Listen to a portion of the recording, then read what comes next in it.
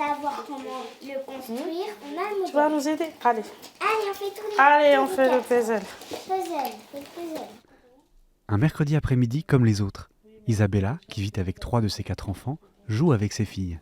Ouais, maman, Il y a plus de 2 ans, la venue de la dernière, d'Ariane, est arrivée à un moment difficile pour Isabella. Mon compagnon, mon ex-compagnon à l'heure actuelle, venait de me quitter. Voilà, il est parti sans donner de nouvelles du jour au lendemain. Et j'étais partie pour faire juste une radiographie pour un kyste. Et sur l'image est apparue cette petite merveille-là. Et c'était la surprise totale et la panique, une grande panique. Donc sur le coup, je ne savais pas quoi faire. J'ai appelé ma belle-sœur, Anne. Et je lui ai dit il était hors de question que je garde ce bébé parce que c'était pas le moment.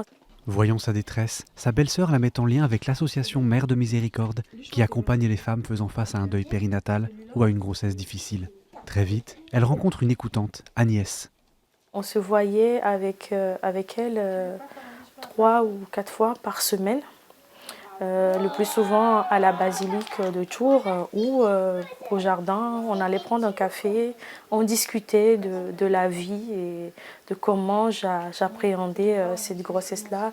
Qu'est-ce que je décidais finalement si je voulais toujours aller vers l'avortement ou garder ce bébé. Elle était prête à me soutenir dans la prière et à m'accompagner du mieux qu'elle pouvait. En plus de l'accompagner lors de cette période délicate, Agnès renvoyait Isabella vers d'autres associations quand le besoin se ressentait. Isabella finit par faire le choix de mener la grossesse à son terme. Au final, et grâce à cette relation de confiance, elle a pu appréhender cette nouvelle naissance avec plus de sérénité et même de foi.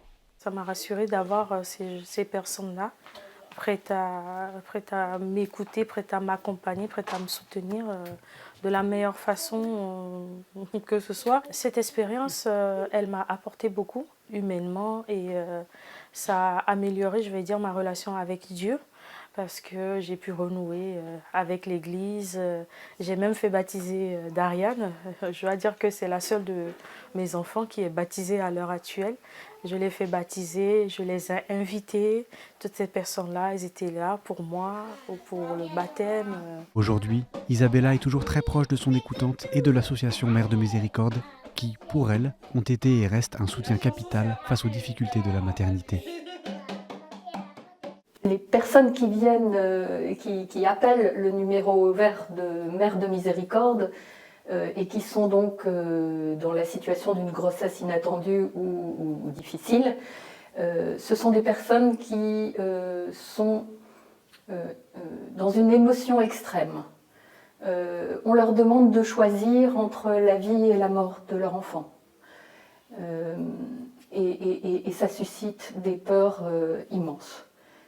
Et ces peurs envahissent tout dans leur vie, dans leur raison, et elles ont un grand besoin d'être écoutées avec bienveillance pour discerner et trouver la lumière dans un flot de questionnements, de peurs, de doutes, des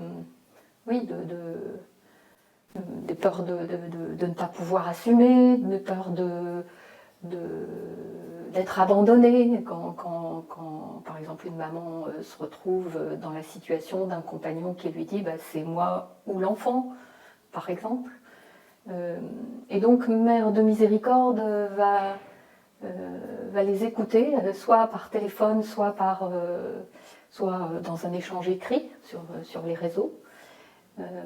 Et va vraiment se mettre au service de ces personnes pour que celles-ci puissent faire en toute liberté la lumière sur ce qu'elles désirent vraiment en profondeur.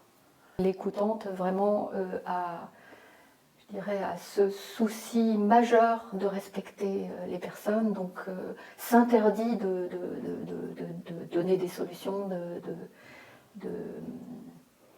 oui, d'interférer dans la liberté et dans le discernement de la personne. Dans le cas où c'est une grossesse inattendue, on espère la lumière dans un flot d'émotions et de questionnements. On espère la vie, bien sûr, et on l'espère. On l'apporte dans ce combat spirituel. On voit le miracle de la miséricorde en action, moi ça fait plus de 10 ans maintenant, 15 ans presque, que j'accompagne, et je suis toujours scotchée de la rapidité avec laquelle la miséricorde agit. Donc si j'ai une espérance, c'est que les parents croient fermement et espèrent fermement cette miséricorde.